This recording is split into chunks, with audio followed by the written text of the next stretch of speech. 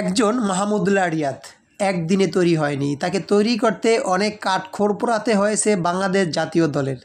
কিন্তু সেই মানুষটাকে নিয়ে আমরা অবহেলা করি। আজকে সেই মানুষটা কী করলো? সে বাংলাদেশ দলকে একেবারে ছন্নছাড়া অবস্থা থেকে, একেবারে হারের দ্বারপ্রান্ত থেকেও সে জিতিয়ে নিয়ে আসলো। কিন্তু আমাদের ক্রিকেট ম্যানেজমেন্ট এটা ব্যর্থতা। তারা কখনো পুরনো মানুষকে দাম দেয়নি।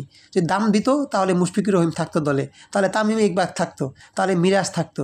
আজ কী একটা অবস্থা বাংলাদেশ দলের, আমাদের জাতীয় দলের যারা যে ম্যানেজমেন্টে আছেন বিশেষ করে তাদের একটু অবস্থা দেখুন। দীর্ঘদিন তারা ক্ষমতায় বসে আছে, কিন্তু আমাদের ক্রিকেট কি উন্নত হয়নি। একের পর এক ব্যর্থতার দায় নিয়ে তারা কিন্তু আমি মনে করি এখনই কেটে পড়া উচিত। কিন্তু তারা তো একেবারে বহাল তবিয়তে এখনও ঠিকই আছেন। এটা ঠিক না। একটা দল ধ্বংস হয়ে যাবে, শেষ হয়ে যাবে, আপনারা তারপরও বসে বসে মুশকি হাসবেন, বিভিন্ন ব্যঙ্গ করবেন।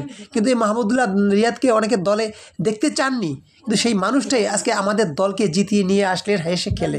শুধু আজকেই নয়, পুরো বাংলাদেশ টিমের যত জয়ের নায়কই মাহমুদুল্লাহ রিয়াদ। সে একজন ঠান্ডা মাথার মানুষ, খুবই ভালো একজন মানুষ। এরকম জাতীয় দলের ক্রিকেটার আর আসবে কিনা সন্দেহ আছে।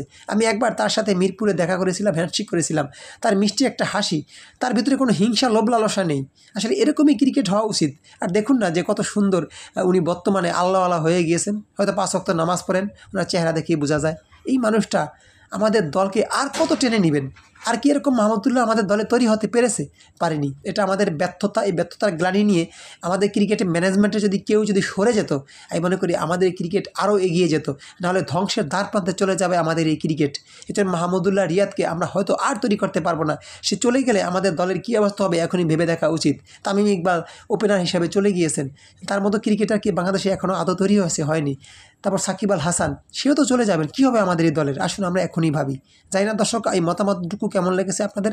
ভালো লাগলে কমেন্টে জানাবেন। আর এরকম ভিডিও পেতে সাথেই থাকবেন। চ্যানেলটি একটা লাইক দিয়ে সাবস্ক্রাইব করতে ভুলবেন না। আজকের মতো আমি বিদায় নেব। আর মাহমুদুল্লাহ রিয়াদের প্রতি ভালোবাসা ও শুভকামনা